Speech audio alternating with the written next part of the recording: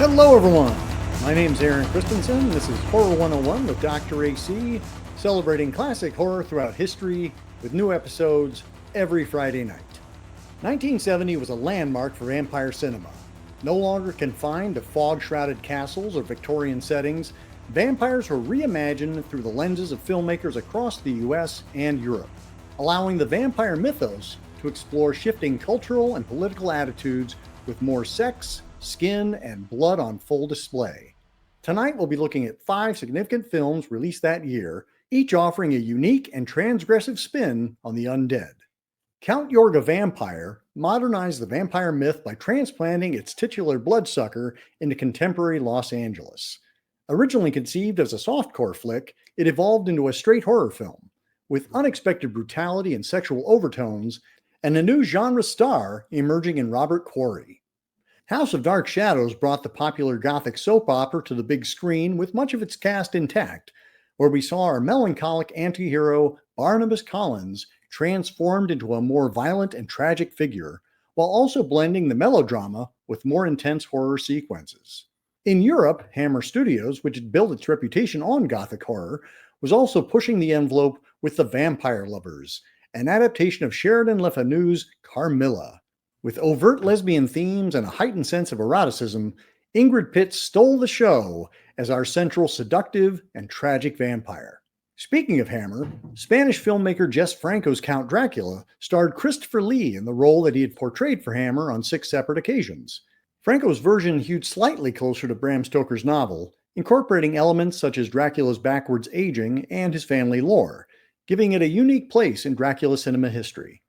Finally, French director Jean Rollins' The Nude Vampire adds an avant-garde approach, combining surreal imagery, eroticism, and science fiction amidst a dreamlike atmosphere that sets it apart from more conventional horror fare. Tonight, we're talking The Vampires of 1970, sure to satisfy your thirst for the supernatural. Sharpen your fangs and break out your best duds. We're going to be talking about vampires in 1970, and we have an incredible panel to chat about it with me. Let's bring everybody in, and let's say hello to Bobby Zier of Lugosi Theater. Hi, everyone, and welcome to Collinwood. Alan Trump. Hi, everybody. We don't have Collinwood here, but we do have a city across the river from St. Louis called Collinsville, so I hope that's close enough. Barry Kaufman. Good afternoon. I bid you welcome. And the crypt kicker himself, Chad Hawks. Blah, blah. I want to talk vampires. And we're going to be talking about vampires in 1970, and that includes such titles as The Vampire Lovers, Count Yorga Vampire, House of Dark Shadows, Jess Franco's Count Dracula, and Jean Rollins' The Nude Vampires. And we will be talking spoilers for these films, celebrating their 55th anniversary. So if you haven't seen them, please just jump ahead in the chapters and pick up where we left off. Thanks for coming on the show, buddy, and welcome. So yes, once again, I've had a terrible idea, and I'm going to try and cover all of these awesome films in the space of a single show, but I've got you folks to help me do it. Bobby, you and I were talking off camera about kind of what was going on in the air in 1970. We had a lot of things in the mix, but certainly one of them was Dark Shadows. And we're going to be talking about the feature film of that, but just kind of, if you don't mind kind of setting the scene of when Dark Shadows came out and kind of what it was feeding into the culture. Dark Shadows was a daytime soap opera on Monday through Friday at 4 in the afternoon. And when it began, it was like a gothic romance.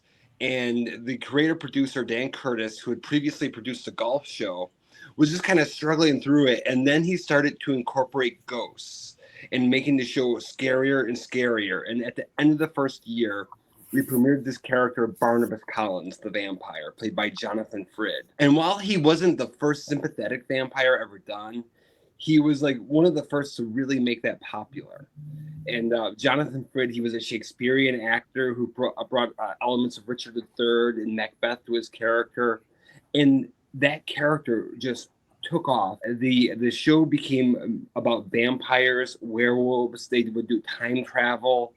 And it was so popular that at one point they had 20 million viewers. Kids across America were running home from school to see it. And Dan Curtis, the creator producer, he wanted to adapt it into a movie. At first, he had some trouble because Hollywood didn't really see a soap opera success would translate into a feature film success. And one studio was offering him more money if he used a different cast, but he said, no, I'm using my cast. And then eventually he was able to get the financing from MGM, and he brought the whole TV cast on, and it was his first time directing the film. He practiced by directing a few of the episodes, and he created the House of Dark Shadows. At that point in the series, Barnabas had developed from a villain to sympathetic villain, and they showed him as a human. But at that point in 1970, he was actually like a hero vampire. He was the protagonist. So he was going, the way they did it for the movie is he was actually the character was locked in his coffin for 5 weeks. And the parallel time is Willie Loomis interviewed him about his life, and that's how the actor Jonathan Frid was free to make the movie. Later that year, Barnabas Collins would go into the future to the year 1995, where he found Collinwood in ruin by this evil spirit Gerard Stiles, and then he goes back in time to try to save the Collins family. Yeah, we had this major pop culture icon in Barnabas Collins. He also had Hammer. They had been doing their Dracula series for several years, and we're going to talk about the Hammer Draculas on a future episode. But Christopher Lee, had already done or had 2 Dracula films come out in this year, as well as the one that was Jess Franco. Barry, you want to talk a little bit about kind of Hammer's influence during this time? Yeah, well, Hammer, was prior to 1970. Their films were obviously in the 50s, the first films to really feature that graphic horror, and they kind of woke people up to the Technicolor blood and all that sort of stuff. And then as time went on, they were still making gothic horrors, and they became more graphic as time went on. In fact, Dracula Has Risen from the Grave, which was released by Warner's the year before in the United States, or a couple of years before, was probably the most graphic Dracula to that time. Christopher Lee Dracula, he was becoming more disenchanted with the role, but the film was extremely bloody, and that was noted, by critics and by the British Board of Film Censors at the time. And so what happened in 1970 with Hammer, and they were very lucky, was that in England, the X certificate went from 16 and under to 18 and under. So that allowed them then, I guess people who are 2 years older can see a lot more than people who are 16. I don't know how that happens, but I mean, sort of like you can drink when you're 21. But they then had the green light to be more explicit. But their formula, which was sort of the European formula, but Hammer certainly, I think, was the one, along maybe with some of the Italian directors like Riccardo Freda and Bava, to really get this visual style down, which Dan Curtis certainly capitalized on, and a lot of these films do in 1970, of the fog-shrouded cemeteries, the lady in the see-through nightie, and in fact, in House of Dark Shadows, there's a completely see-through nightie in there, and which was a GP rating, but they got by with it. And so all of these kind of icons of Hammer films is Gothic Castle, the beautiful house in House of Dark Shadows.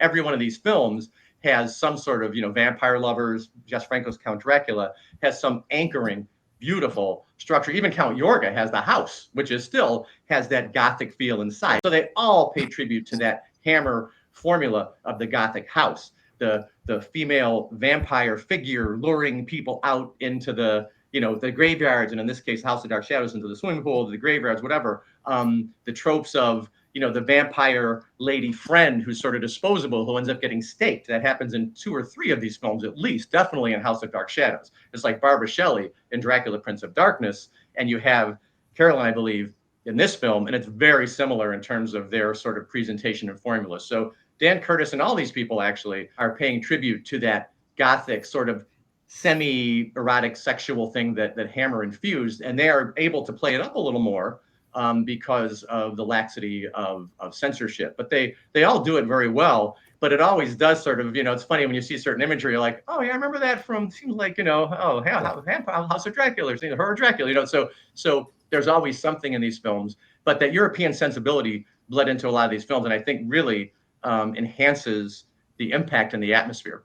And let's circle back to America and talk about Count Yorga, which is kind of notable for being a classical vampire, but in a very modern setting. They aren't off in some like quasi-European castle somewhere.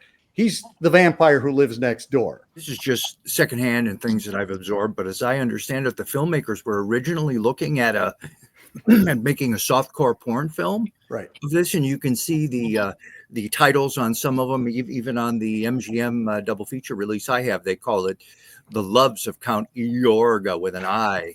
But apparently, I guess they thought, well, we can get more money, and they could attract Robert Quarry as the lead actor if they changed it to a straightforward vampire film. And I think Robert Quarry was actually pretty instrumental in convincing them that the climate was okay. The climate would appreciate a straight ahead vampire movie, that the modern spin on it would be enough of a novelty. And AIP ended up picking it up, and it was a huge hit. That speaks to that idea of Dark Shadows having a vampire in a modern setting, and kind of the eternal allure of a vampire, that it continues to survive throughout. So with these 5 films we're going to be talking about today, we're going to be talking about, what they share in terms of interests and how they maybe play against one another. Let's go ahead and start things off with Count Yorga, Vampire, which, as you said, Alan, it started off as at least the idea was that it was going to be kind of a softcore vampire movie, and Robert Quarry was like, you know what, I think we can do something straight ahead. Our writer-director, Bob Keljan, really got to cut his teeth, I was going to say, but he got to prove himself behind the camera. What are people's thoughts on Count Yorga? And maybe if you have a fun origin story as to how it came to you for the first time. This is actually the first time I had seen it. And I have to say, I loved this. I thought you would. I really, really, really loved it. I mean this in a super positive way. It reminded me of like an adult Scooby-Doo, where it's like, Count Yorga. Yes, he's in the modern world, but he has all the classical things, that you'd expect out of a Dracula. He's got a scary castle. He's got a scary servant. He's got this slick back hair. He's charming. He's interactive. And then the protagonist, I love how 70s they are. The doctor who's having an affair with his secretary. They have cocktails and cigarettes all the time. They even have a big, they have the 70s van. I just love like the aesthetic and the tone of it. It was wonderful. Cool. Alan, how about you? I remember seeing commercials for this growing up, but unfortunately, I probably would have gone. I would have had to have been accompanied by an adult. Or was this PG? No, this is PG as well. Yeah. PG. So I could have seen it. Yeah, AIP insisted on that, and they had to do several trims, but that's why AIP was willing to pick it up, is that it was going to be available for general audiences, which was kind of their stock and trade. Yep. So first time I saw it was on like a lot of these horror films, was on the CBS late movie played. And of course now, and there's some, like I said, given its proto-porno genesis, there's still some pretty sexy scenes in this thing. And and I recently watched it on Svengoolie. So times certainly have changed for that sort of thing. I do remember kids in high school talking about it, saying, there's this one scene where the vampire ladies eat this guy. And it's like, oh man, I got to go see that. And well, that's not quite true, but they do some pretty serious damage to him. And it's got that inspired that poster art, which is incredible. Barry, how about you? Well, I was really into Super 8 in my younger years, and there was a Super 8 vampire reel and trailer reel. And the Yorga trailer was on there. And as soon as I saw that, I thought, and I was aware of the film, of course, from Famous Monsters, whatever, our studies, but that was such an exciting trailer because it was very, some of the Hammer trailers, they're good, but they're kind of bombastic and a little camped up. This was not, in a way, even though it was a very conscious film of what it was doing. And it had the scene of the vampire ladies, Count Yorga walking up the stairs in this very dignified manner, looking down, and they're, chomping on the guy. And it had the lady at the window, that scene, which is quite erotic. And it had, the scenes of him coming out, like that, the shock scenes, and the scene in the window and the van. It had all these shocking scenes. Like, this film seems pretty serious, And at that time, and I guess today too, I wasn't as into the campy stuff. I was into the stuff that was like hardcore, serious stuff. And then my mother, who, I owe it all to, it was playing at the bottom of a triple bill at a drive-in in the south suburbs. And I saw it. And the other films I wasn't interested in. They weren't horror films, but that was on there. And I begged my mom to take me. I said, please, please. And she actually took me to see Count Yorga. And I think it ended up being on at like 11 o'clock at night or something, but she took me to see it, and I think I was 11 years old. But that was a shocker. That was a shocker. I mean, that film was horrifying, and I already knew there was something going on, undertones there that weren't in other horror films I was seeing at the time, because of sort of the class structure thing, the post-Vietnam cynicism and everything like that in the film. And I just thought it was really, really a strong horror film. I mean, it is scary. It is, has really sharp writing, good characters. So I was very excited by it. I was puzzled by the secretary in the film, but I learned later why, as you said, it was even a porno film. Why this I didn't know where that came from. That seemed very out of place. But there's a couple things like that. But overall, I thought it was just a fantastic horror film. Nice. And Chad, how about you? This was my first watch. I thought I had seen it, but it turns out no. This had me from the very beginning. The font of Count Yorga, the wolves howling, the pacing, Count Yorga, ... vampire. Right. It just, from that moment on, the scene that I think is still shocking, and I can't imagine seeing this in 1970. You should eat more red meat, as raw as possible. Cut to, is a kitten okay? Yeah. That just blew my mind. Very enjoyable. Very enjoyable. And this being your first go round, what was your feeling about Robert Quarry as our main bloodsucker? Perfect for that role. A more contemporary vampire. I love that introductory scene. You don't immediately know that is Count Yorga, a seance leader, a medium, a hypnotist even. He's so posh. The personality of this particular vampire is delightfully petty at some points.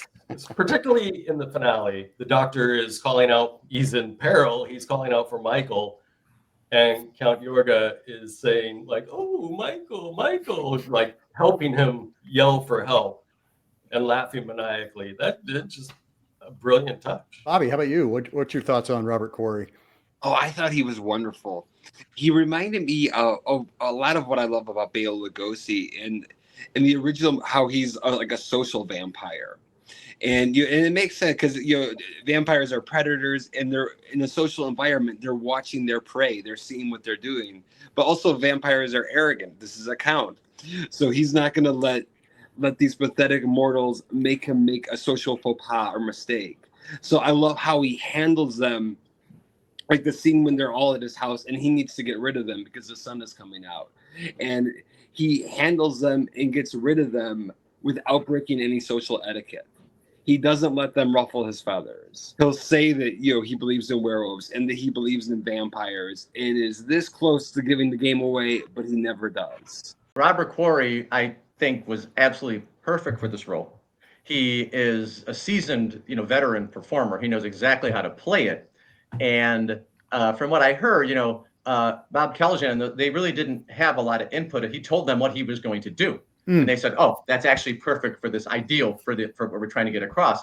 And I just love how he, a lot of vampire films, yeah, you like the vampire. We love the vampire. Of course, you're pulling for the vampire, but he really makes you pull for the vampire because he's the only character in the film that's actually smart. He's the only character in the film that understands what's going on. And everybody else, some are skeptical. The women are so into it. They think, oh, wonderful, we're going to have a seance. This is so beautiful. And they're doing it like for all these more like pretentious and, sort of like almost upper crust reasons, like, oh, we're so, this, and we're so conscious of all this.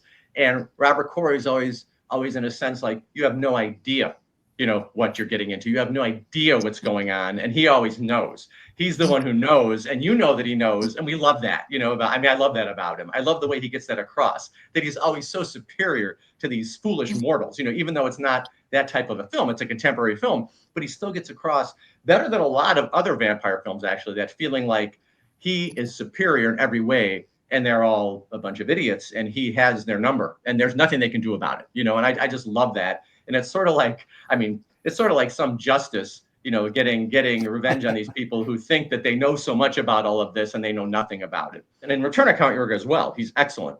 And I just thought that was one of my favorite portrayals of a vampire, and it just makes me so sad for Christopher Lee, who like never really, I mean, except maybe Jess Franco's one we'll talk about to some degree in horror direct, but never really got the chance to do something like that, to actually show what he can do, in a Hammer film in a lot of ways. And here's Robert Corey in this this low budget production was going to be a porno film. And he is doing this superlative performance, that's so nuanced and everything. And he can also be scary too, which is great too. Yeah. He is scary. I mean, he can be. His facial expression, he's very intense. So I give him all the credit. I think he did a wonderful job. Alan? I agree 100%. I thought he was absolutely great in this. They eventually wound up, AIP, had him in, and actually a couple other roles mentioned, they had him in Return of Count Yorga. He was in that. He's in the second Dr. Phibes film, Dr. Phibes. And as I understand it, reading it over, they were at one time thinking about having Dr. Phibes versus Count Yorga, that would have been it. Instead, he's this cursed, immortal kind of guy seeking sort of the man who cheated death sort of person. Mm-hmm. But he still was an interesting character. He was a mafia crime boss in Sugar Hill. I mean, he was polite but demeaning to his people, that he had working for him. And of course, from here, he goes on and he tries to make his own vampire film, The Death Master, using some of the same fangs until AIP found out about that and said, hey, we're going to distribute your little film here. I'm going to throw out a quick shout out for Sugar Hill because that's during the blaxploitation wave, and that's the zombie film from that wave. And yes, Robert Corey is terrific in it. I highly recommend that movie as well. One more thing maybe I can mention about Robert Corey is that he was going to be groomed to be a horror star. Right. He was in Madhouse, Vincent Price. There was some tension there. Vincent Price didn't like the idea. They did not get on. And unfortunately, he was sort of cast aside after that, by the studios. He never really got the due that he deserved, I think, after that because of that conflict with Vincent Price in that film. So that's kind of sad because he had a lot of, and he was still in other films, but Fred Olen Ray is a far shot from, these films, That's right. And I mean, he did continue to work in like television and things like that. But like he had this was his bright shining moment from like 1970 to 1972, 73. We start to see Robert Corey a lot. But then again, as you say, it just kind of drops off because AIP kind of dropped off at that point as well. True. Chad, you alluded to my favorite moment in this movie, which is when the cat shows up. Erica's munching on Puss. What are some other favorite moments that we have? The other one I really like is when Count Yorga is doing his kind of run in slow-mo with his arms reached out. It's kind of an iconic image and I have not seen other vampires do that. I like that, this late in the game, we're able to find an image that feels really unique and yet authentic. I'd have to say one thing is the war of nerves that he engages with the blood specialist doctor who's trying to keep him up as late as possible.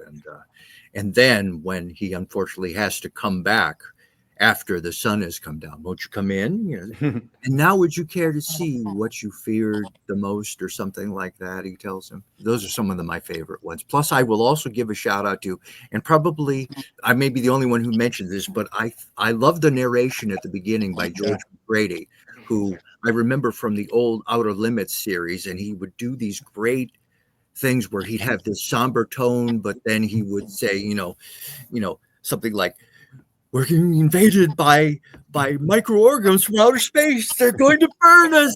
It's going to be contagion. And he would just completely lose it. And as I understand it, he's the father of Michael McCready. Correct. Who plays our final hero here and also the producer. In horror films in particular, the last shot is so important. Yep. And this has one of the great last shots, which leaves that lasting impact. And this is, I guess, is why I love this era of horror so much because it's so nihilistic, post-Vietnam horror, and it's so nihilistic. And this ending, doesn't disappoint for the tone of the rest of the film, in that, you expect, things are calming down and everything's okay. And then the very last shot is very similar to that with Robert Corey, with her, coming at her with the fangs and the freeze frame, just brilliant. And I think it really sums up. I like when a last shot, particularly in a horror film, sort of sums up the whole feeling of the film in just one image. Chad? This is an odd scene to enjoy, I think. I love that they were in a late 60s camper van. And when they went to Count Yorga's, dropped him off, and they were leaving and got stuck in the mud, that whole scene, it had some good tension, but also the dynamic between the two characters, the couple, was just fascinating and enjoyable. And then knowing something was going to happen, I thought it was going to be the groundskeeper. Count Yorga himself showed up. That whole scene was very enjoyable, right behind the kitten in the finale. Yeah. Bobby, really quick, I was thinking of you when I was watching this because I know you're such a Dracula fan, and how the beginning of this movie is very much similar to the Dracula origins, where we have the coffin being transported, although here, rather than on a carriage, it's in the back of a pickup truck. And I was curious how that landed for you. I love the way this movie opens. That's actually I was going to talk about. Was because it really feels like, what would a vampire do if they were in this modern world? How would he get his coffin to his scary house? And then like the opening, how it's at a dinner party and they're having a seance, and then he has to hypnotize the lady. And this is such classic vampire stuff. But it feels like it could really happen in 1970. Like the way he introduces the idea of hypnotizing her, and the way he conducts the seance, and the way they were like the other people kind of joke about the seance and their responses. It opens like, how would a vampire be in 1970? And those opening scenes would show up in Blackula a couple years later. Like it's the same truck. Like Bruta is like moonlighting for, whatever vampire comes along to get you. I'll get you from the dock to the house, I promise. All right. And even like him, like, leading the seance, that reminded me of Bela Lugosi and You'll Find Out, so this is like, these are all these wonderful classic horror tropes. Yeah, agreed. Let's do our other American film, and then we'll jump across the pond and do Vampire Lovers. So let's talk about House of Dark Shadows, also released in 1970, as all of our films are. This one was released in October, which is a perfect time for it to come out. Bobby, being that you are the resident House of Dark Shadows fan, when did you come to this film for the first time? Like, did you come to the film first or the soap opera? I came to the soap opera first, so I had been watching it on DVD, and then I rented the movie from the VHS store, and I really enjoyed watching it the first time. But the real amazing experience I had watching House of Dark Shadows was the second time I saw it, which was at the 2007 Dark Shadows convention. During the day, we went to the Lyndhurst estate where they filmed House of Dark Shadows. So we toured all the grounds. We went into the house and it's, for those who have seen the movie, it's this amazing Gothic mansion. And it has these like tight, creepy rooms in it, and all these wonderful decorations. And Jonathan Frid was at the convention, Barnabas Collins, Catherine Lee Scott was there, and they showed the movie on a big screen, and it was about 1,000 Dark Shadows fans in the audience. When you watch Dark Shadows, there's 1,225 episodes. You really feel like you get to know the stars, and the fact that they're at the convention. And by the way, they're still so active. This summer, they're having the Dark Shadows cast is doing an event at Lyndhurst this summer. It was incredible seeing it in that environment, and it was honestly just amazing seeing this cast that I love in a movie. I'll just say I have actually never seen any of the soap opera. Mom AC was not a big fan of television, and certainly not daytime television, so I never saw any of them. And I remember coming to the movie and just feeling like I was thrown into it. And suddenly there were all these characters that they all knew each other. And the director seems to feel like you should know them as well. And I really feel like that works for the uninitiated, because you are just immediately engaged and trying to catch up, trying to know what the relationships are. And I think it really works well as a feature film. I do too, especially because I want to mention that pretty much the entire cast is from the show. Right. It's of course it's like the main ones, like Jonathan Frid is playing Barnabas Collins, and Grayson Hall is back as Julia Hoffman. On the show, they would go back and forth in time, and they would have actors playing different characters. So the actor Dennis Patrick, who played Jason McGuire and Paul Stoddard on the show, he's playing Sheriff Patterson. They couldn't fit all the actors in the show. So Jerry Lacey, who plays the evil witch hunter Reverend Trask, he's the Reverend during the funeral scene. The old man who wakes Jeff Clark up, he played King Johnny Romana from the show. The only standout who's not from the series is the actress playing the maid, Mrs. Johnson. The real actress, Clarice Blackburn, was doing the soap opera Secret Storm. But that actress is the wife of Dennis Patrick, who's playing Sheriff Patterson. So everyone in this movie is part of the Dark Shadows family. So you really are just immersed in that world of these Dark Shadows cast of characters. Yeah, it's kind of a magic trick in that they're satisfying both the uninitiated and the fans of the series. Chad, your thoughts on House of Dark Shadows? I'm curious. Apparently, it took 20 to 30 episodes. That entirety of the cast, they weren't in the show at that time because they were filming the film. Was that noticeable in the show? I know, like, they had Barnabas locked in a coffin for an extended amount of time to explain his absence, but the other characters, did they do a time travel, or what was happening in the show where you didn't miss those characters? So some of the characters were temporarily written out. Like Maggie Evans at that point in the series was married to Quentin Collins, and they had and that was an excuse to get her out of the show. But at that point in the series, they actually, I can show them on my shirt here. we have of course, we have Barnabas the Vampire. But at that point in the series, they also had two other popular characters. They had Quentin Collins, and they had Angelique Collins. And during those like 5 weeks where they made the movie, this series kind of focused on those two actors. Right.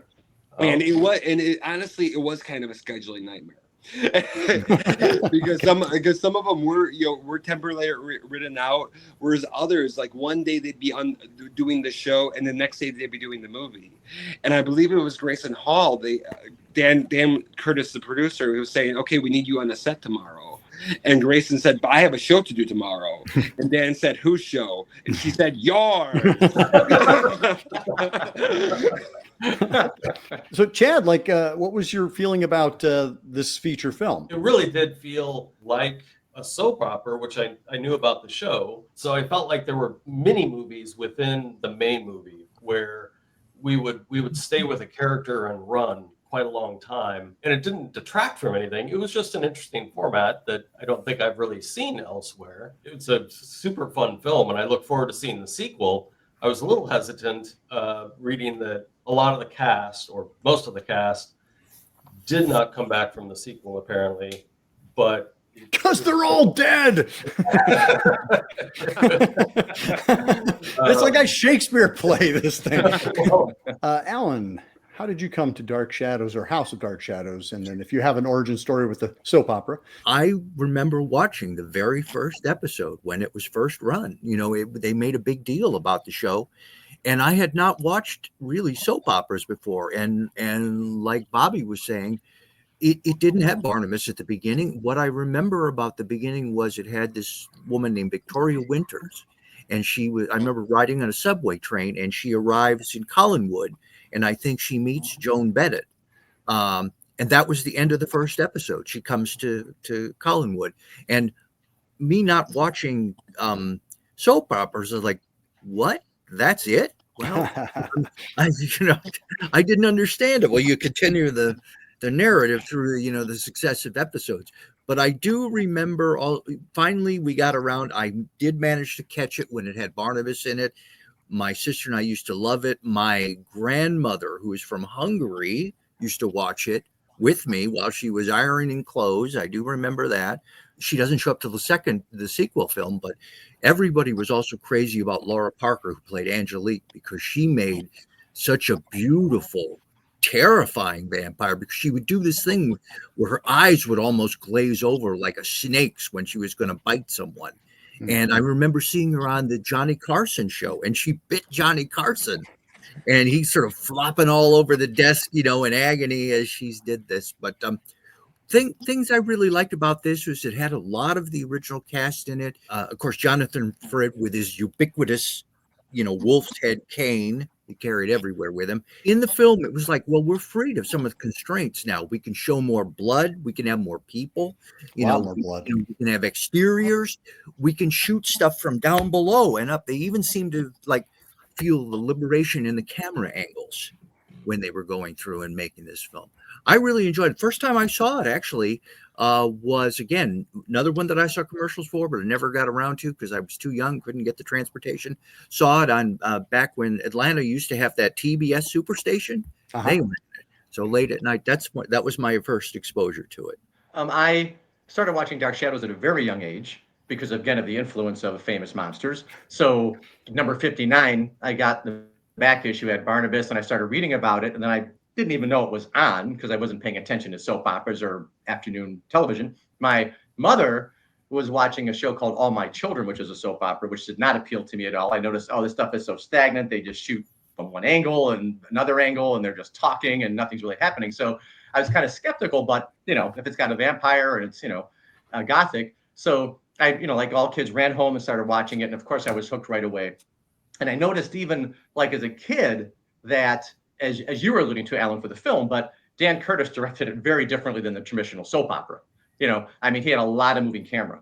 He had a lot of, well thought out compositional things, in terms of particular. I remember there was a storyline with the ghost of, and Bobby, you can tell me her name, the ghost of the little girl in the cellar. Sarah Collins, Barnabas's little Yeah, well, okay, yeah, exactly. And I thought, wow, that was really, really well done, the way they were shooting those catacombs and so claustrophobic and everything. So immediately I latched onto that. And then House of Dark Shadows showed up at the Chicago grindhouses. I was 6 years old when that came out, or 7, so I couldn't see it. But as usual, it happens, and I'd always scour the newspapers. In 1979, it played with Frank Langella's Dracula.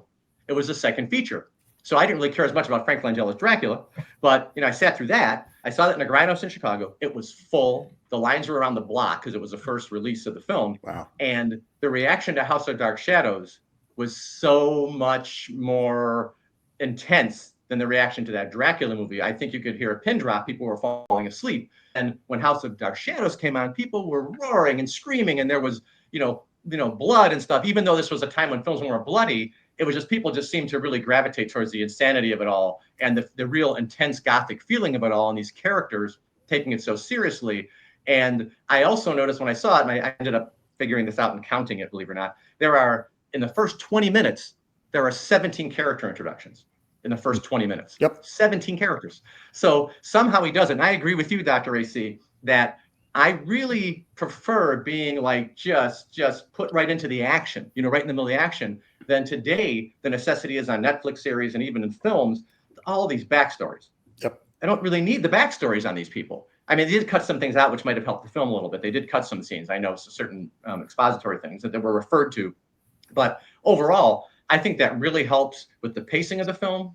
It doesn't drag at all, and it really helps to sort of reinforce these horror set pieces in the film that are very well done. And I was shocked when I saw this film when I was, I think, 15 or 14 or 15. I had never seen anything, even in Hammer films, like the last sequence in this film. Yeah. The last 15 minutes or 20 minutes. I'd never seen anything like that in my life. And I couldn't believe it, like how well done that was and how atmospheric and how intense and just the whole composition and choreography and elegance of the whole thing. I'd never, even in a Hammer film, I'd never seen anything like it. So I was floored by that. And what Chad was referring to of like keeping the soap opera, but just kind of truncating everything. I think that's what we're talking about, is that we're getting all these little episodes, but everything's just happening very short and fast. And like you said, it just does not flag at all. You were constantly either seeing a scene through to the end or you're jumping to something else that's happening. The one unfortunate thing about the film, which is true of almost all horror films at this time, except for one we're going to be talking about actually, which does it very well. Oh no, Count Yorga actually doesn't do this. Count Yorga doesn't do this, but is day for night photography. That's unfortunate because it doesn't look like night at any time in this film when they're outside, but you have to just take that, but the audience, I remember when we were seeing it, was going, they were yelling, they should be going for lunch. What's that nighttime? They're because it looked, there's shadows and there's light, and so that's the only real, to me, the only deficiency of the film. I think otherwise, I just loved it then and I love it now. Alan, did you have something you want to throw in? Yeah, I just wanted to mention, talking about how much this show permeated the culture. If you look around on Facebook, there is a very famous picture of Jonathan Frid in full Barnabas outfit with the cloak and the cane and everything, being interviewed on the Bozo the Clown show. So if you look, you will find that. Plus, I always try to pick out odd, songs for Halloween and stuff. There is a novelty song that came out in the 60s called Barnabas, and it's this jokey little pop song with all sorts of vampire jokes in it and things. And the artists, probably some studio musician somewhere, the name on the single is Vampire State Building. That's the band that put it out there. And I thought Jonathan Frid, like as Barnabas, he is that wonderful combination of likable and yet menacing. He really does. I think you alluded to it, Bobby, that he has that kind of Bela Lugosi quality to him where he is attractive, exotic. He's all of those things, but he also brings some genuine menace to his scenes as a vampire. You can't have a good vampire movie without a great central vampire, and I think he absolutely fills the cloak admirably. He's got those dark, brooding eyes that served him well in when he was in what is the movie with Hervé Villachez and Martine Beswick that he's Seizure. in? Seizure, Yeah, Oliver Seizure. Stone, yeah. And I also saw him in The Devil's Daughter. Is that the name of the TV movie that he made? Yes, Yeah. TV film. Yeah. With Shirley Winters? Mhm. Yeah. Bobby, you can confirm this, but I haven't seen every Dark Shadows episode. I've seen quite a few. But it seems to me in this film, Barnabas is much more vicious, which I kind of liked. I mean, really screaming and yelling and I guess he beat Willie up in the show too sometime, but really, is he more vicious in this film than he is in the show? Yes, he is much more vicious in the show. Okay, I thought so. Yeah. Okay. Because when they did the show, Dan Curtis's original vision is, I want this evil vampire. I want him to bite someone Wednesday. I want him to bite someone Friday.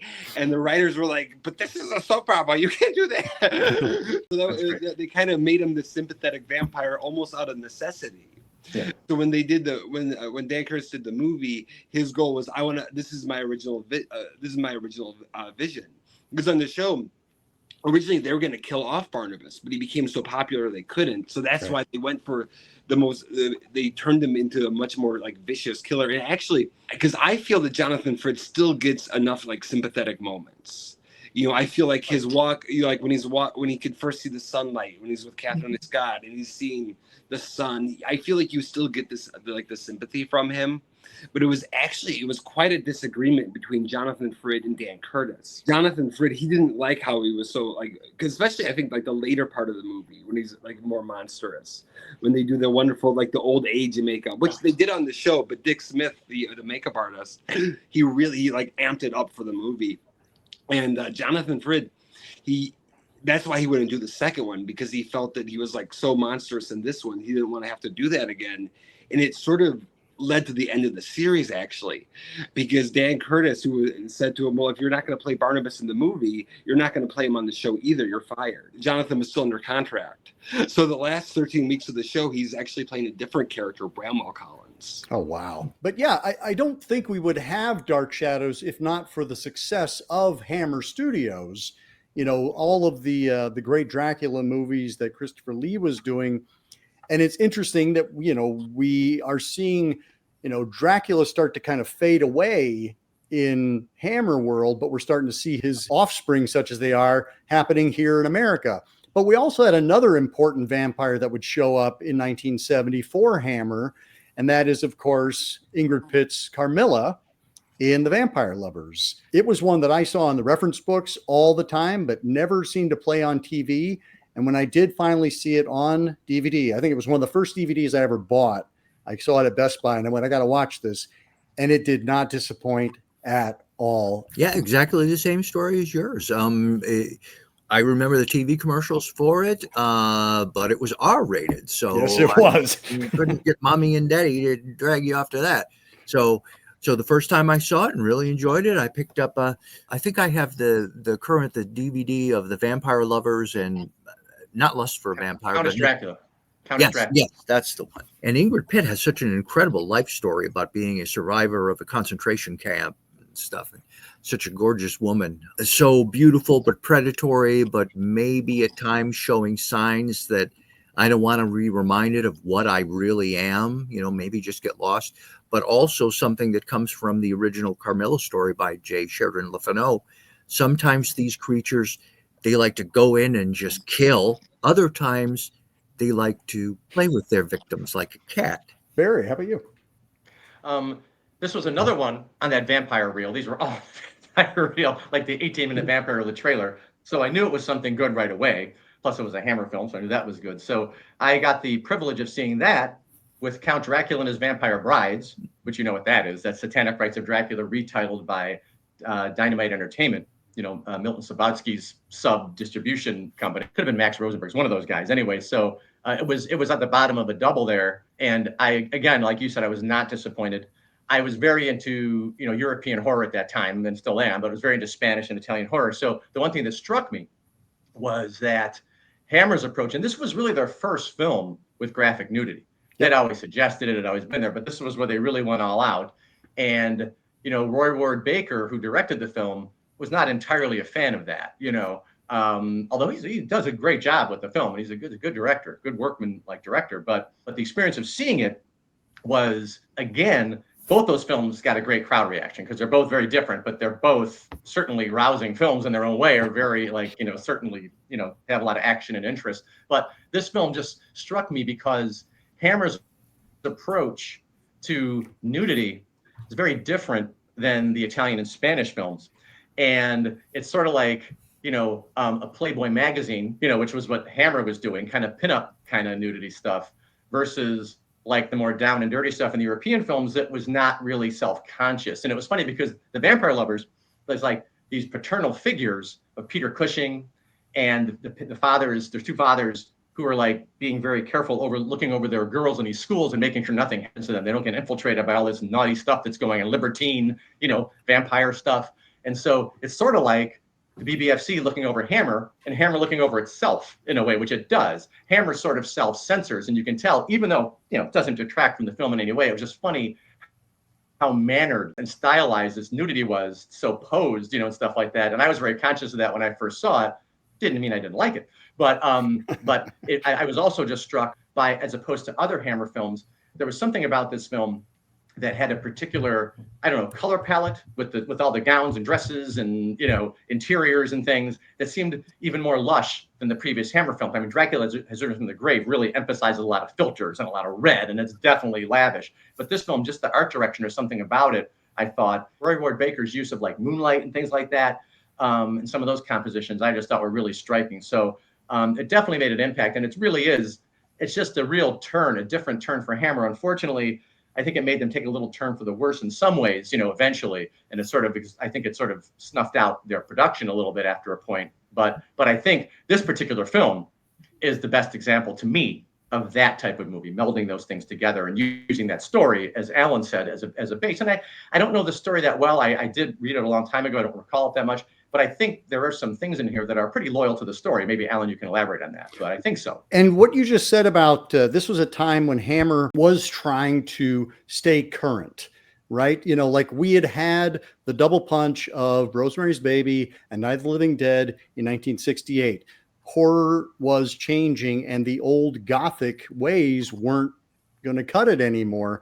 And so that's where this idea of maybe we can introduce this idea of nudity and lesbianism, things that we can actually exploit those elements, because, we can't just keep trotting Christopher Lee out, even though they kept trotting Christopher Lee out.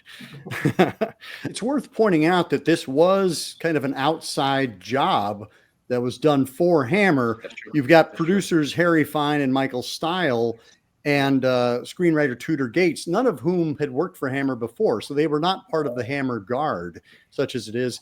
They created a production company called Fantail Productions, and then they basically gave it to Hammer, or did it under the Hammer umbrella. And this is one of the rare times when Hammer and AIP actually hooked up, because AIP distributed the film as opposed to one of the major studios. So it definitely was breaking new ground in a lot of different ways. For people who are Hammer fans, this can be a little bit jarring in terms of, oh, this is also Hammer. I think that's, one of the things that I like about it is that it's not just the same old Hammer that I've come to know and love. And I feel like the quality is still high enough that I can enjoy it, even though it doesn't have necessarily the same feel as a traditional Hammer film. Bobby, how did you come to Vampire Lovers? I came to it, I think, on the same DVD that you guys have. It was on the double feature of Countess Dracula and the Vampire Lovers. And I actually, when I bought it, I had heard the title Countess Dracula, and I bought it for that. But like, the fun of getting two movies on a DVD is you get like a bonus for free, and I really enjoy it. Watching it, like, because at that time, almost still now, I watch a gamut of things. I was watching Universal horror movies, the Hammer horror movies, but also watching slasher movies like Freddy Krueger and Michael Myers. There is a nudity. There is a ramped up sexual element, but also it still has. To me, it still has that like Hammer charm. Yeah. And the nudity, it's a little bit more risque than Marilyn Monroe, but it still has that kind of innocence to it. And the Hammer, it's based on a classic horror novel, Carmilla. Even though he doesn't have a huge role in it, Peter Cushing is still there. It still has that that mark that he's in this movie, and it has the kind of that otherworldly setting too.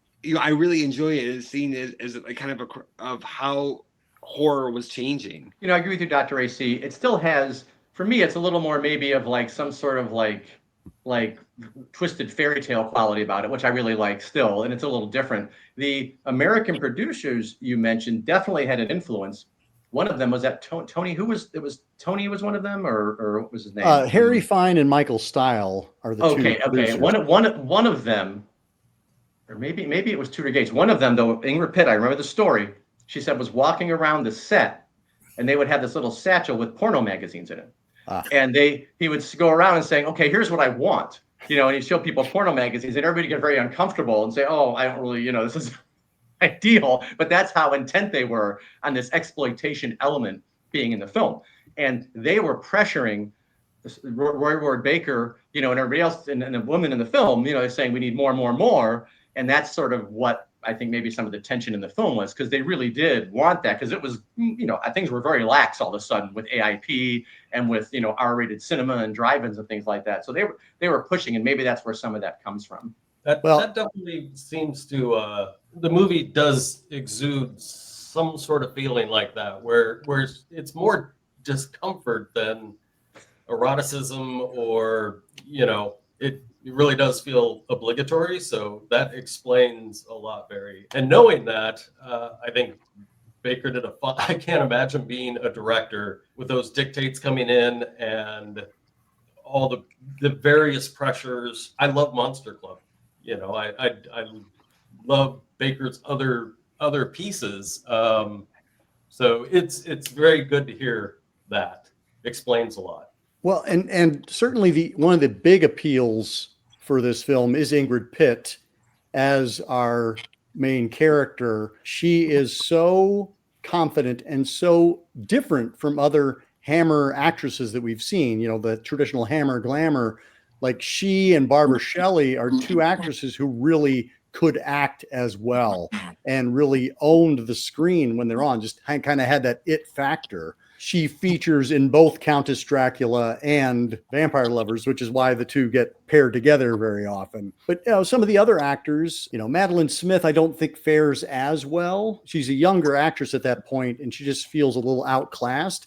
But that also feels like it's in keeping with the characters. We have somebody who is not capable of standing up to Ingrid Pitt. Kate O'Mara as our servant, she is Pitt's equal. Those are two actors, and I love their scenes together.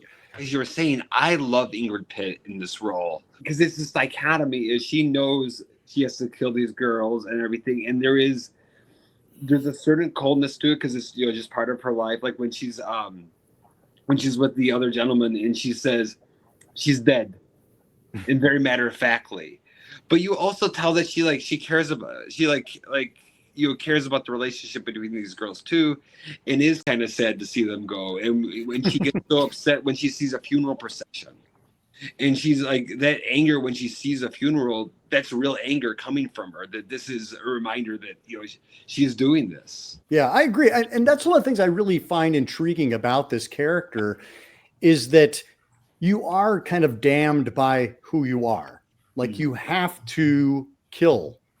And as somebody alluded, like sometimes, I think it was you, Alan, like they will prolong the relationship, and sometimes it's very quick and easy, but ultimately all of her relationships are going to end in death. Like, there is no true companion to last throughout her eternal lifetime. you get a lot for your money in this, besides the bosoms, but you get 2 decapitations in this movie, 2, and one right near the beginning when, and Hammer was doing more and more of this stuff, and they do it in Plague of the Zombies, they do it in Gorgon, and then finally you've got all that in Twins of Evil. You got and it is a very effective, shocking thing. In addition to that, some things that I have read about this was just through Wikipedia or something, was that the scenes that Ingrid Pitt and Kate O'Mara, that Ingrid Pitt's fangs kept falling out into Kate O'Mara's cleavage, and she had to use chewing gum to keep them in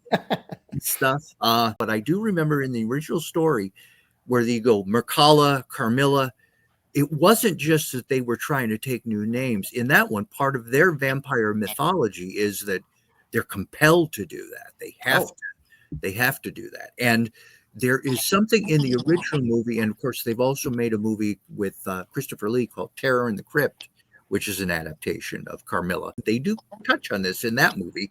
There is a peddler that shows up, and he kind of recognizes what Carmilla or Mercala is, and he says to her, you have a tooth that's kind of really long and jaggedy. I have a little tool that I could file that down for you. So that's not, and she's not too happy about that whatsoever. But all in all, no, I really enjoyed the film. Barry? I really love in this film. I mean, first of all, AIP cut that last beheading, by the way, for the import version theatrically. That was not in the film. Yeah, they wanted all the boobs and the butts, but they didn't want those beheadings, So, I think one of the things I love about this movie, and this is not uncommon in European vampire films of this era, is that Ingrid Pitt is so imperious and stately and well coiffed and everything. And then when she's a vampire, her hair is, they mess up her hair and stuff. I just love that. And she does look kind of freaky, and it's a good image. And I think that, one thing about Ingrid Pitt, which I do love in this film, and I do love in Countess Dracula, I think she's unfortunately was very underutilized in her career. I think that it didn't go the way maybe kind of like Robert Corey that it could have. But she was a great choice because she really has a screen presence. I maybe her nationality combined with some of the things she's gone through or whatever, but she has this kind of imperious feeling on screen that you automatically are drawn to her, and she's sort of in charge. But in this film, she's also very good at doing this dual sort of emotion of being imperious yet being sympathetic at the same time. And that's not always easy to do, to come off that way. She does that very well. She's imperious at times, and then when she is the vampire and she's so vicious and everything happens, then afterwards, many times after the killing or after somebody's lost or they're at a funeral, she's sympathetic, and that really, I think, plays well for the film and the character. And she does it even better in Countess Dracula. I love that film. It's an under, resourced film, unfortunately. It's a bit threadbare at times. I mean, the scenes with the villagers, there's 5 villagers in that film. They couldn't really muster up much for the film historically, but I still love her performance in that film. And that one, she's really imperious and dominant and has a great screen presence. So I think that really stands out in the vampire lovers. And I think the choice of the casting does make the film. I think somebody else in that, like if they had Sunzigar or somebody like that in the role, I mean, it wouldn't have happened, or the Collinson twins or whatever. So I think they really did a good job with casting. Yeah, and I also like the fact that we get Ingrid Pitt's actual speaking voice in this, as opposed to she's dubbed in Countess Dracula by another actor. That's true. Which is weird because it's actually calling back to Slavic roots in that character, but for whatever reason they chose to dub her. You were talking about the influence of AIP. The movie poster for this from AIP is absolutely incredible, with vampire women in rags, and I think their skin is blue, and they're about to assault half-naked young muscular men who are tied to crosses. Yeah, chained up to walls. Yeah, boy, they were really selling it. The same artist who did Count Yorga. It was almost the same poster. Yep. Except this time they were in a dungeon, and if you look on the poster, I didn't notice it at first with the poster. It alternates man, woman, actually against the wall. There are women there. But you see the female vampires attacking them, which don't look exactly like the female vampires in this film, but they do look like the female vampires in Return of Count Yorga, which is kind of funny. That's what they are going off of, actually, is like the Count Yorga woman vampires. They're not the Hammer vampires, but the poster is, I love it. I love it anyway. Yeah. And Chad, I know you're not a huge fan of the film, but what are some moments that do work for you? That's what I love about these roundtables, is hearing everyone else's views and what they truly appreciate about a film, and that allows yet another viewing with a completely different vantage. So I'm looking forward to watching this one again and appreciating what everyone has pointed out here. As we stick with Hammer, as I mentioned before, we would have 2 films from Christopher Lee as Dracula coming out from Hammer. And this was definitely at a time when Lee was loath to don the cape. He was not excited about his, if not contractual, his certainly feeling like he was being pressured into doing these films. There's a story of Jimmy Carreras, the head of Hammer, coming to him and saying, "You're already doing this movie." And Christopher Lee's like, "No, I'm not." He's like, "But I've already got all these other people and they're hired. And if you don't do this movie, then they're all going to be out of work. And you don't want that on your conscience, do you?"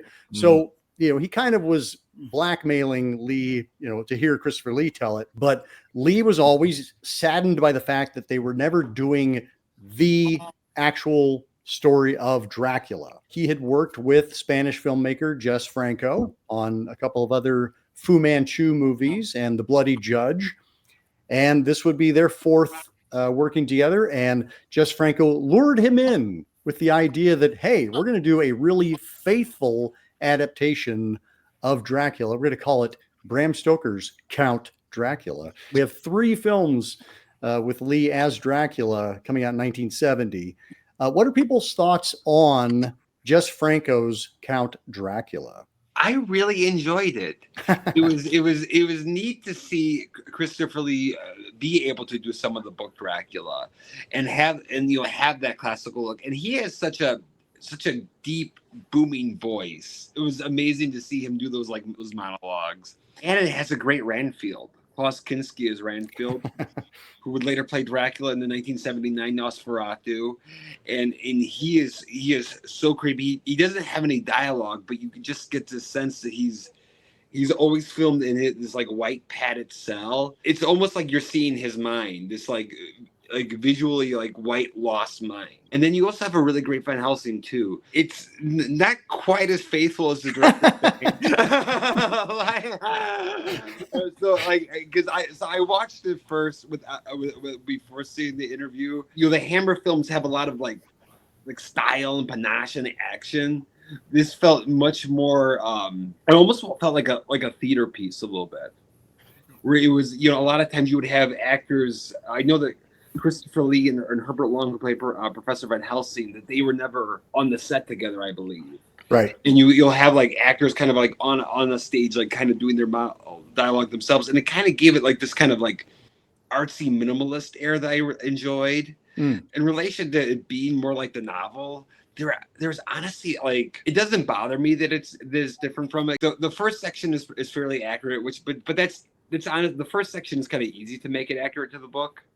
And it's the later part where it kind of veers off. And there is one line that I do wish they would have included, which I think would have been perfect. And I've heard Christopher Lee say it before. When he has the confrontation with Van Helsing, I would have loved it if he would have said, "My revenge has just begun. Spread it over centuries, and time is on my side." I feel like that would have been spectacular if Christopher Lee said that. So I really enjoyed it, and I wish they would have pulled even a little bit more from the book. Thank you, Bobby. Alan, how about you? This movie used to play a lot on local St. Louis Sunday afternoon television. A lot.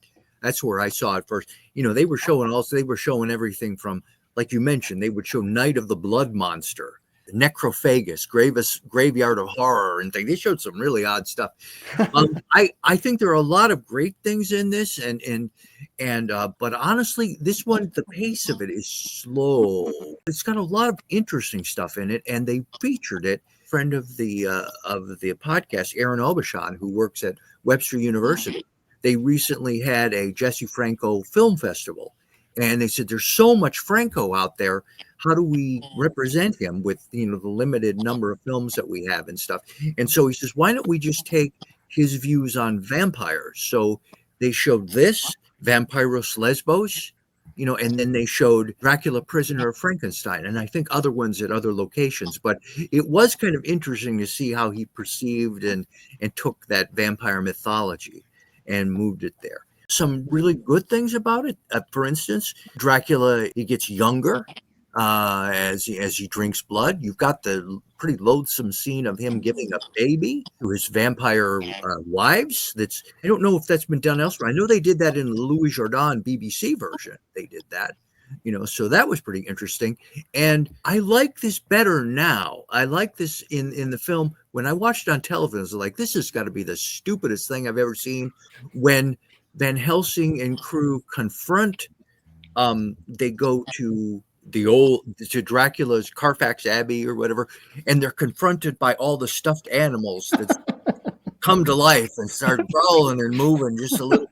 And I said, that's really ridiculous. But I realized that if maybe somebody could correct me, this is Franco's way of, if there's no budget, this is the scene in the novel in which Dracula attacks his pursuers with an army of rats. So this is kind of a good substitute for that if you have absolutely no money. Since you brought up the budget, I mean, this is something that, again, Lee was lured into doing this. And Harry Alan Towers is our producer here. And all of the money went into the Christopher Lee scenes.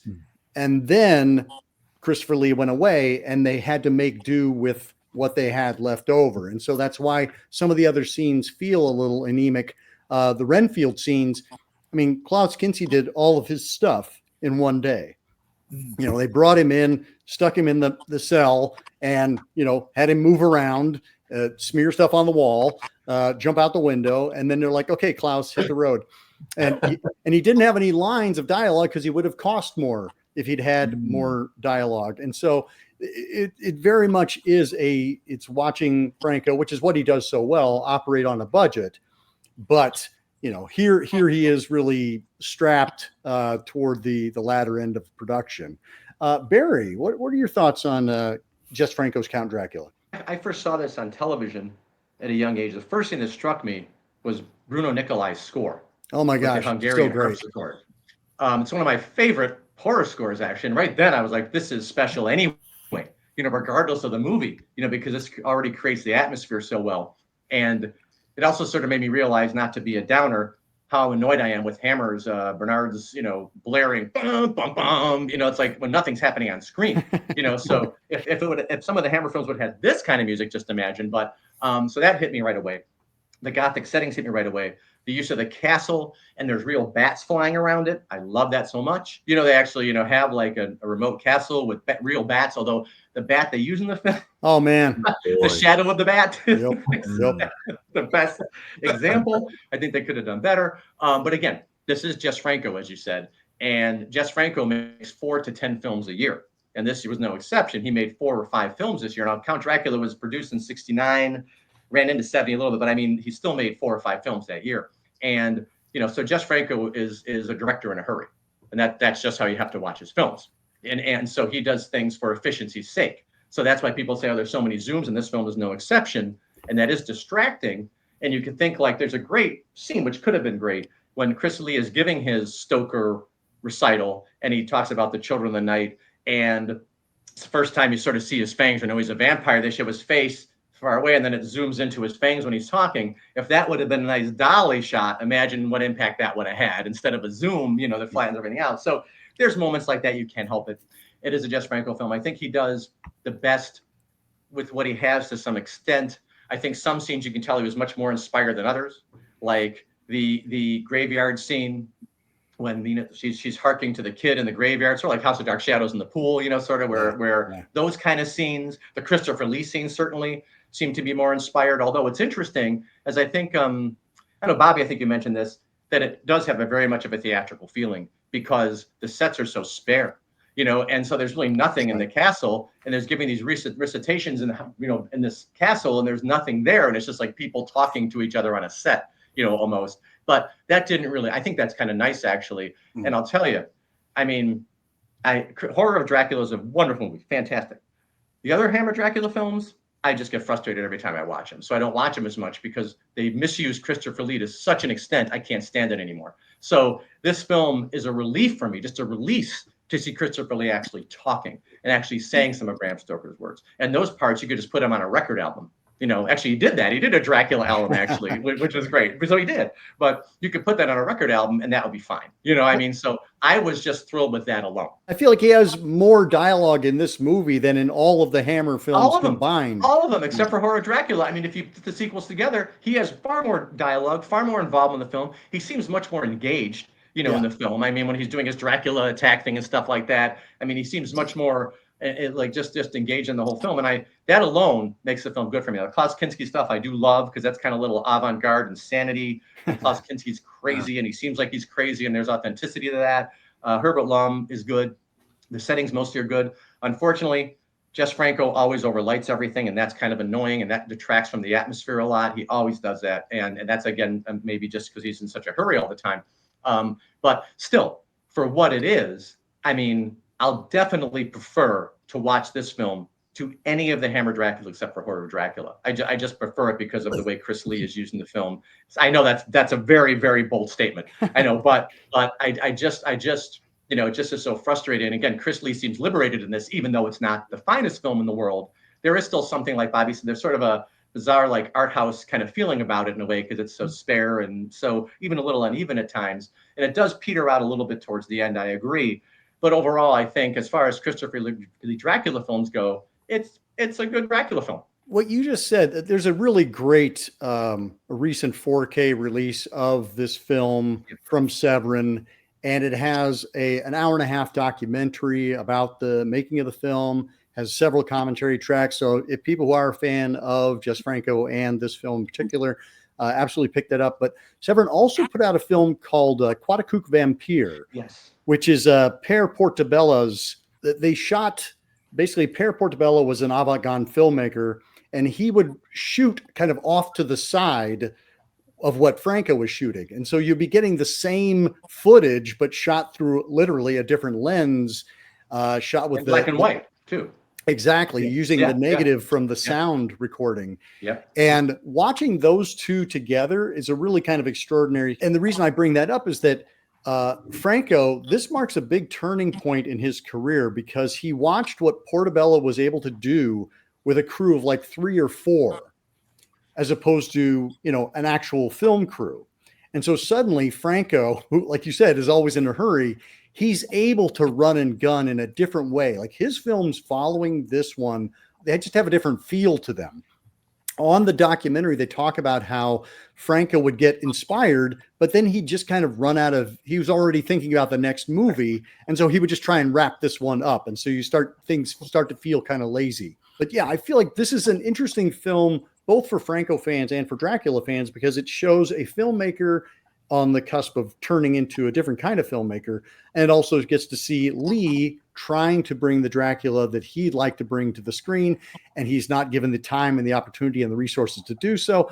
I find it a intellectually interesting and sometimes frustrating experience, but as you said, Alan, I think there's a lot of really good things throughout the film. I don't know that it holds together necessarily as a satisfying cinematic experience, but I find it interesting. And they include one of my favorite parts from the novel too, which is when Jonathan Harker is snooping around the castle, and then he opens the door, the lid to Dracula's coffin, and then sees Dracula with his eyes wide open.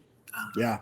And the way they do it in the scene is, I remember when Jonathan Harker opens it and Dracula's there, it's startling, of course. It's Christopher Lee with his eyes open in this coffin. And I remember thinking, I'm so surprised that they're not doing a close-up of his eye. but then I'm thinking, oh wait, this is Christopher Lee. I know his facial expressions. I know his eyes are probably looking enraged. So with that instance, it kind of worked out, because it was like that. What you don't see is more terrifying. Because I was imagining just Christopher Lee looking, red-eyed and enraged. Yep, and you as a Hammer fan can kind of fill in the blanks.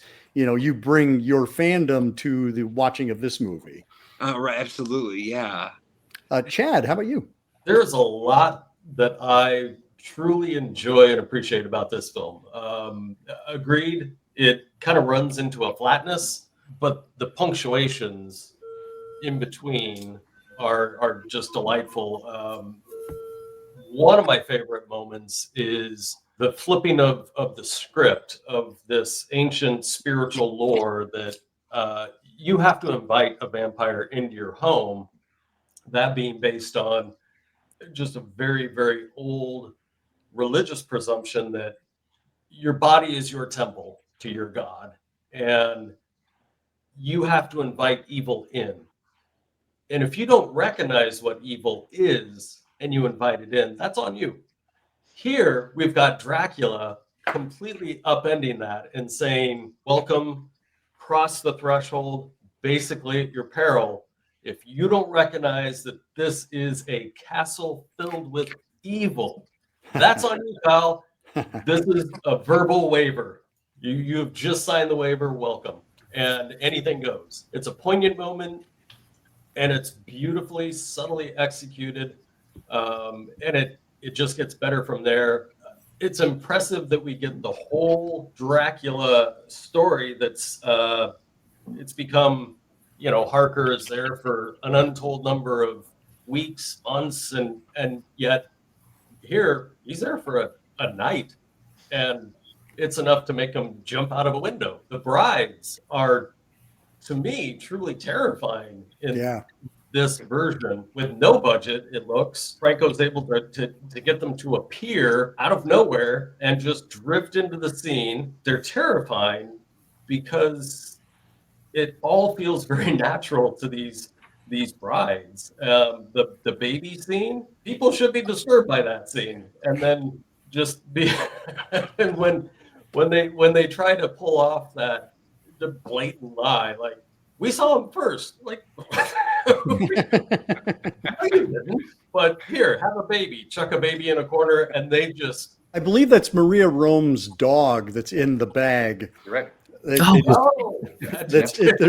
her puppy dog jumping around, and apparently that dog would show up all the time on Franco's sets. Like he would just run through a scene, and so finally Franco's like, "Okay, your dog gets to actually be in the movie." I wanted to add to that, as how we were talking about how like the sparseness of the sets and how it felt like a theater piece, and like scenes like that, like the three brides, because it is so simple.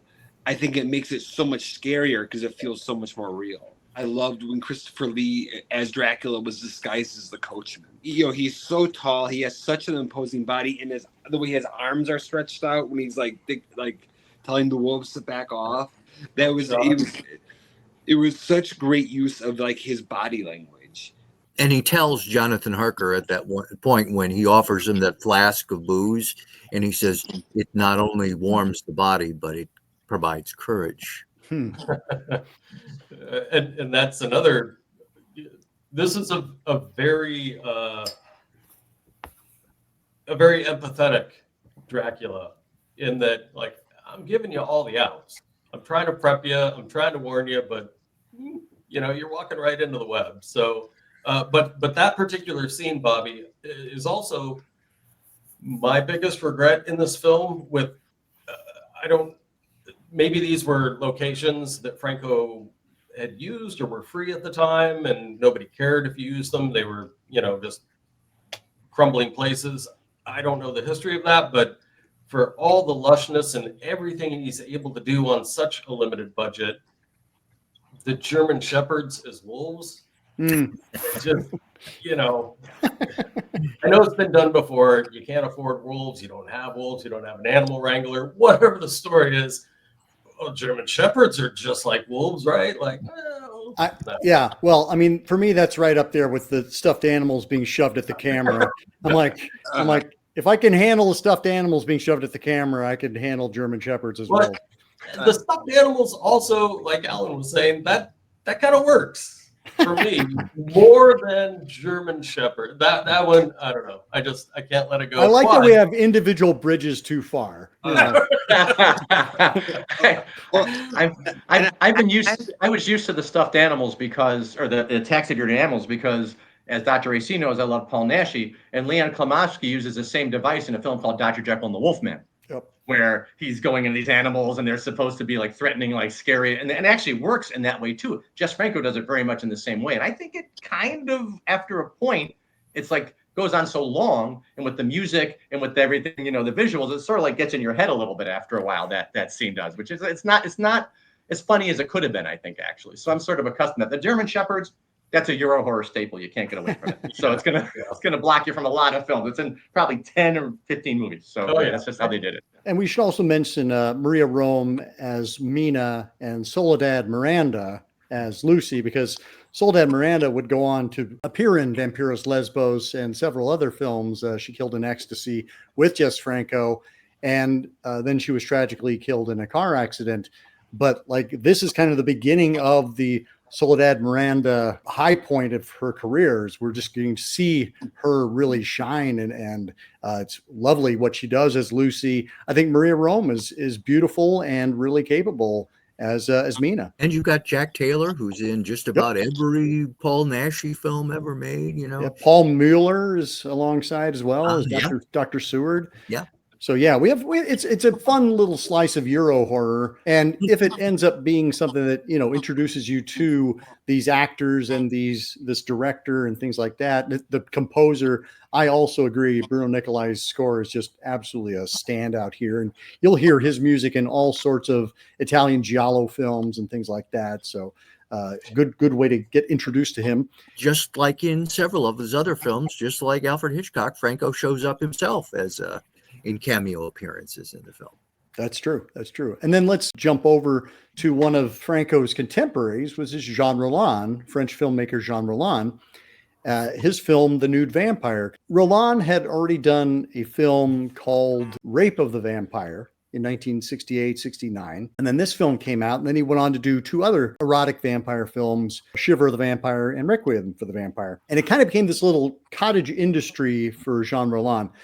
And for those who know his films, he is the opposite of Jess Franco in that he is not in a hurry at all. Like, his films, they come to stay and they hang out for maybe, a week or two. And you're like, are you ever going to leave? Within that, though, I think Rollin's imagery is so incredible.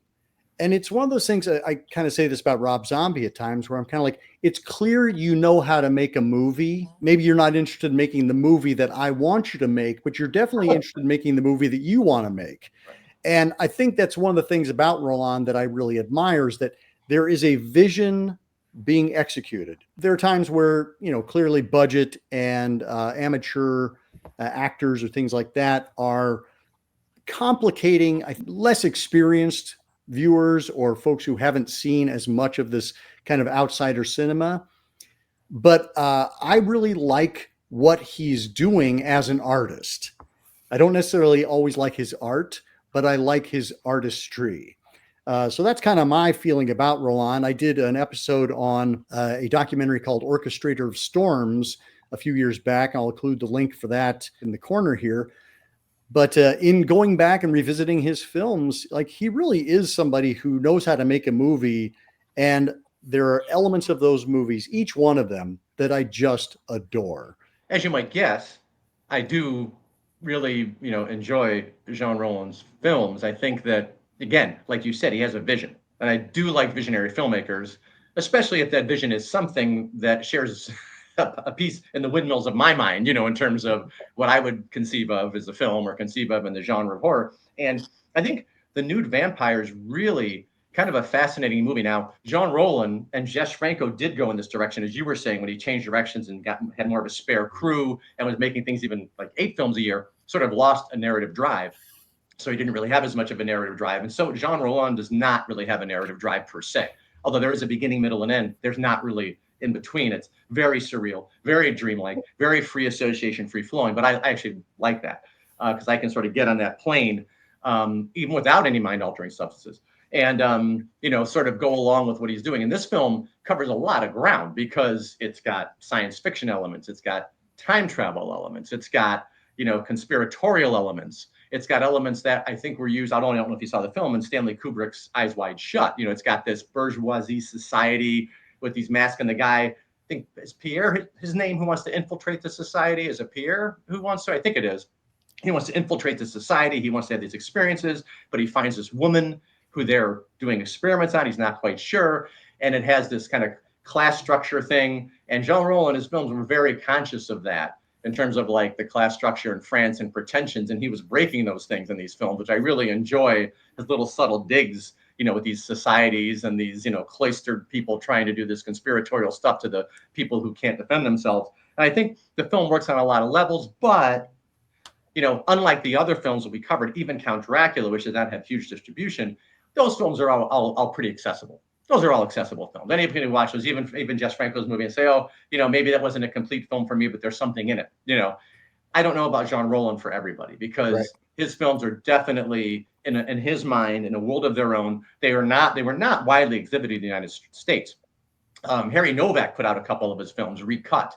One of them is Cage Virgins, and like in Double Bills and things like that. But they really did not get distribution in the U.S. at all, theatrically. So people weren't really aware of them, and they didn't even show in art houses because they were so bizarre. But I think that's one of their benefits. And I do think also one thing I'll say is that he does have like a lot of nudity and things in the film, but his nudity is not self-conscious. It sort of fits in the whole quality of the film and what he's trying to say and do.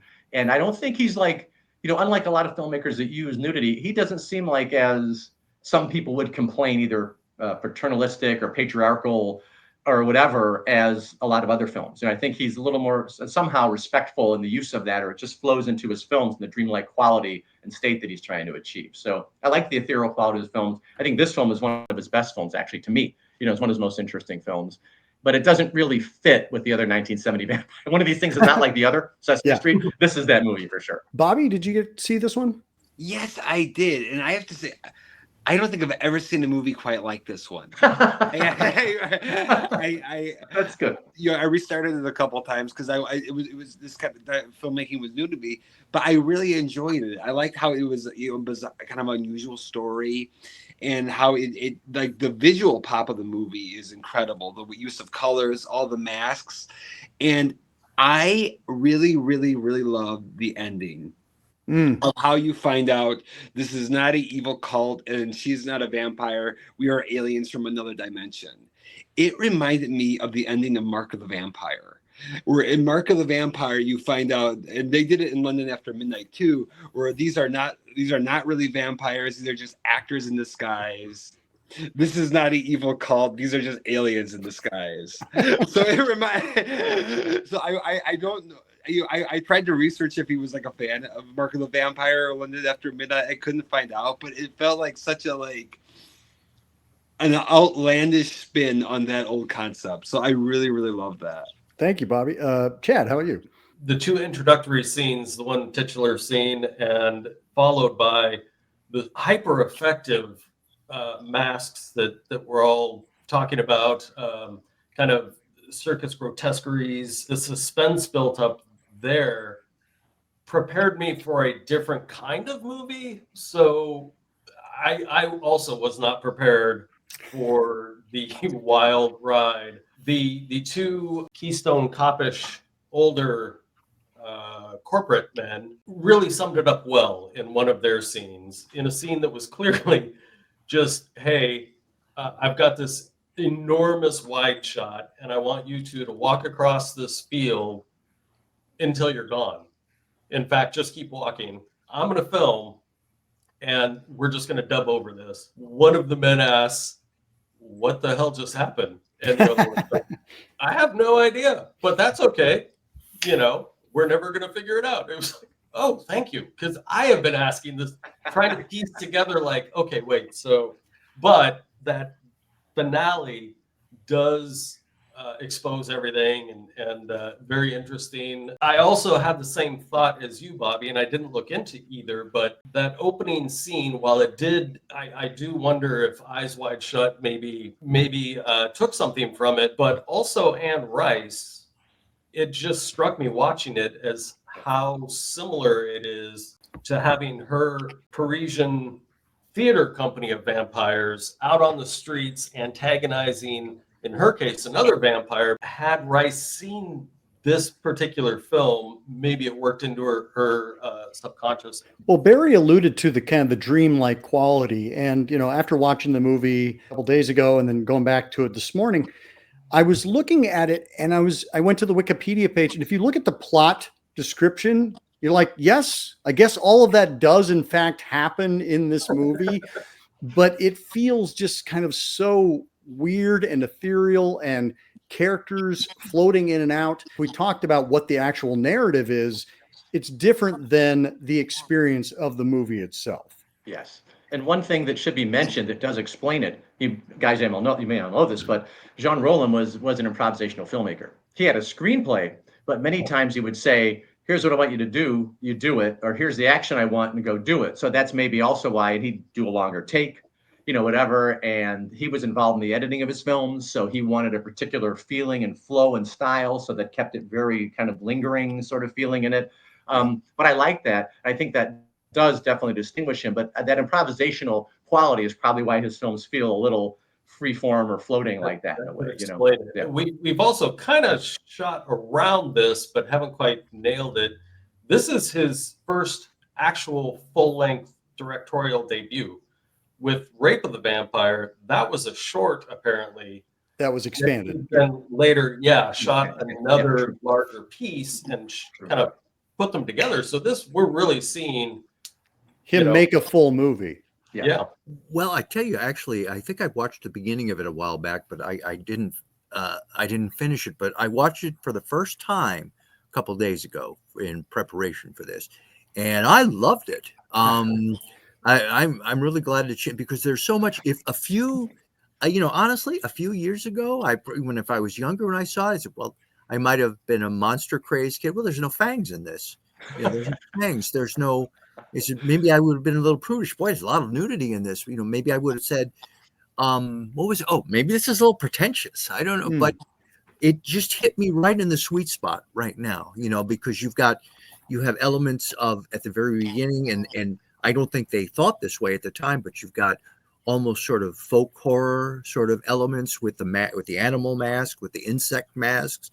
You've got this secret society that's kind of like the Hellfire Club, only they kill to provide sustenance for what they think is a vampire. The only place I can think of that might have something like that, earlier you might have, there was a movie called The Devil's Hand, which had a secret society led by the guy who went on to become the chief of police in the Batman TV series. He was the high priest of the devil god Gamba, and they would occasionally pick people for suicide. You have the whole, like I said, the whole science fiction aspect of it. I do kind of miss from some of the Philippe Droulier sets that he did in the Rape of the Vampire, but these are still colorful and interesting, and you've got all these scenes in which near the end, when the people that the older folks believe are vampires, they go in, and you have these scenes in these old buildings with huge crowds of people carrying torches to meet up with the evil industrialists. And it kind of strikes me that the theme at the very end of youth and love will conquer the evil patriarchy is kind of something you saw in all of the Roger Corman, Edgar Allan Poe movies. I thought it was great.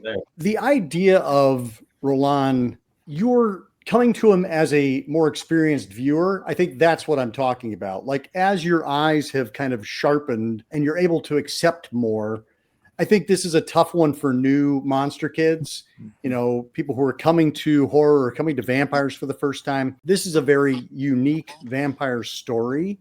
And so I think that's why I wanted to talk about it last. Is like, the other ones are kind of a little more conventional, growing more unconventional until we get to this film, which says, hey, vampires can also be this too. That's the thing about you talked about the corporate guy with the tiles and all that sort of stuff.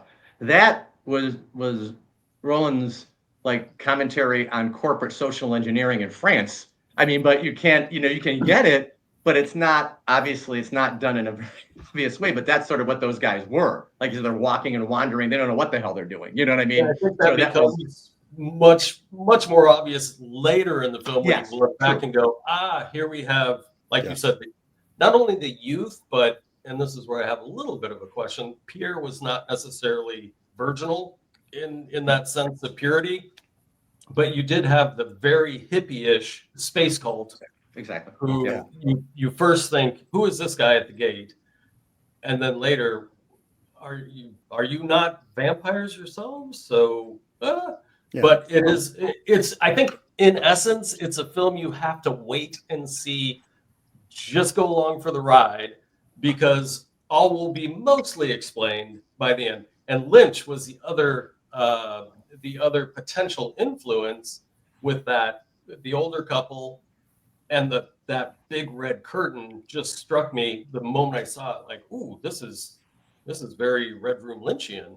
It is an impactful film, regardless of how it strikes you. As different and unique as a vampire movie as this feels, it still harkens back to the genre too. Like when you think of the original Todd Browning Dracula, aside from Bela Lugosi, what stands out about it?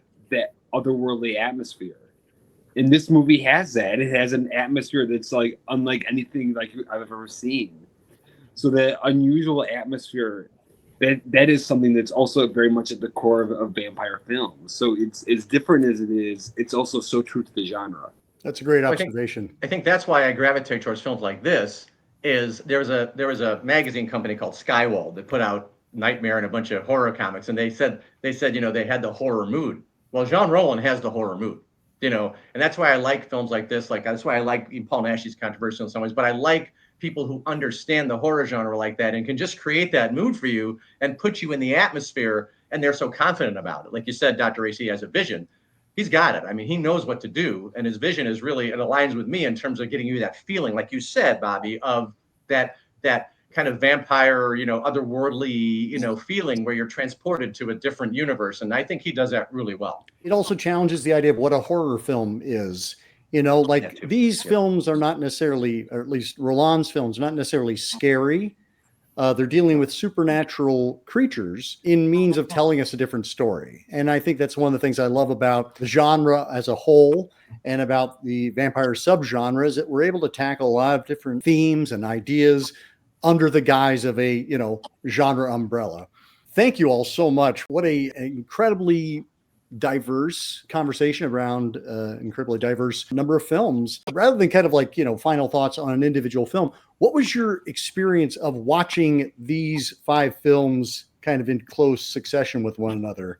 For me, it was how vampires were changing in cinema, really.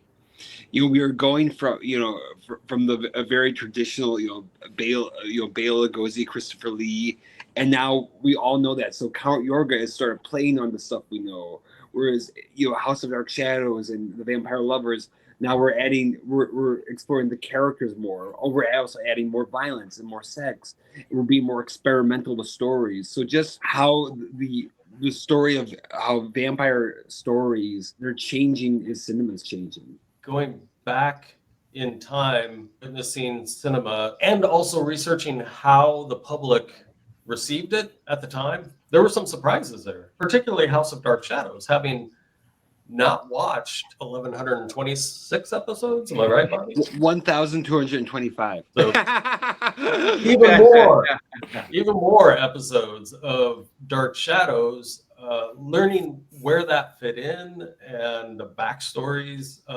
Those are always on these rewatches and even the new watches and researching. It's just so fascinating to go on the peripheral and see what was happening, hear everybody else's experiences, and having the chance to rewatch them again and maybe change my opinion. Thanks, Chad. Barry. I really enjoy, I always love doing these because I rewatch films I haven't seen in a long time. Bobby, I appreciate your Dark Shadows knowledge. That's going to make me start watching the series again. I've only seen probably less than half the episodes, so that was fascinating. Thank you for that. You have a long way to go. I don't think I have enough time in my life, but I'm going to get as far as I can. This is why vampirism is important. We have to extend our lifetimes so that we can watch this stuff. By the time I get to the last episode, I will look like old Barnabas and House of Dark Shadows. But it's really great to see. I love to see the transformation of the vampire and these filmmakers like sort of going a little more all out, like to say, okay, we're going to try to scare the crap out of you, and like Count Yorga, House of Dark Shadows, again, it pulls all the stops, in terms of as it gets to its climax and its build. These films have great builds. And, the Vampire Lovers, again, it's a little sort of off-putting to see Hammer turning that way in a self-conscious fashion on the one hand. On the other hand, I like films of that era because they are pushing boundaries. And all of these films, especially those three, are pushing boundaries in different ways. And some of, Count Yorga is cultural and social as well a little bit, and all that. I just like how they kind of intertwine all that. I think, Franco's Count Dracula shows how that approach to Dracula was sort of, even though he took a little bit of a unique approach to it, was sort of on the wane. Yeah. That movie was not nearly as marketable as a lot of his films. It did not do as well. Did well in West Germany. A lot of those films in Germany, they do well there, rather. But it just didn't do that well. And it shows how that type of vampire film was certainly on the way out and would need to be rethought and restylized, like Francis Ford Coppola or whoever, doing something different with the genre. But I just love how it also shows, as you said, Dr. AC, the great variety of approaches and themes that can be done just in the vampire genre alone. These films are all really distinctive, and have some great talent and vision involved. So it was just great seeing from some of my favorite periods of transition in the horror cinema, where these things were going, as a reminder of why I like this period so much. And another thing you could see of the changing of in House of Dark Shadows, how Barnabas is seeing Maggie Evans as like a reincarnation of Josette Dupre. Well, that carries through in Coppola's version of Dracula. So you could see how vampire cinema is the things that of Anne Rice and Bram Stoker's Dracula. You see their roots coming from here. I think Dan Curtis even used that in the Jack Palance version of Dracula. That idea of a lost love. It's funny how it just kind of like continues to become like people latch onto a trope and they're like, hey, that really works. Let's keep that moving forward. So until it feels like it's part of the original lore, which it wasn't. Alan, how about you?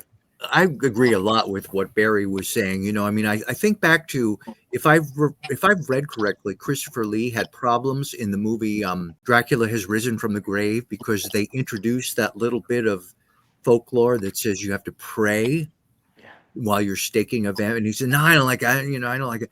But in seeing these films, we saw, well, you have to throw in a new wrinkle. You have to, or like in Captain Cronin's Vampire Hunter, when not the vampires could come out in the daylight, some of them, they drink youth instead of blood, some of them.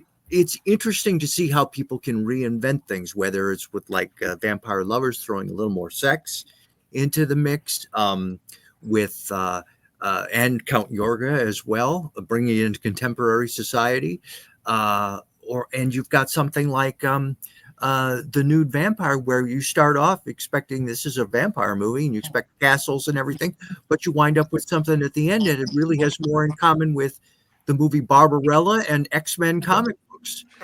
So I'm just impressed with all the or in the case of Count Dracula, the Jesse Franco film, let's go back to the original roots and pick up on the stuff that got left behind, and maybe make it more faithful to the original version. And thinking now, you've got, even today, you've got films like Sinners, where you find out that vampires are attracted to mountain music. Continually inventing. I know we throw, or at least some horror fans throw a lot of shade toward Twilight and things like that. But, again, it's how do we continue to reinvent, reinvigorate, add new elements, because it's all made up anyway, but guys, we're adding things, we're taking things away. And I think that's exciting. I think that's one of the things that I love about the horror genre, about the vampire subgenre. And one of the things I really loved about having this conversation with all of you is getting all of those different viewpoints and things that people love, things that people don't love. That's what's exciting to me. And I love having these round tables, and thank you all. And everybody who watched this, thanks for hanging in there and listening to us gab for almost 2 hours, and looking forward to having you all on again very soon. Until next time, keep searching, keep exploring, and keep sharing the scare.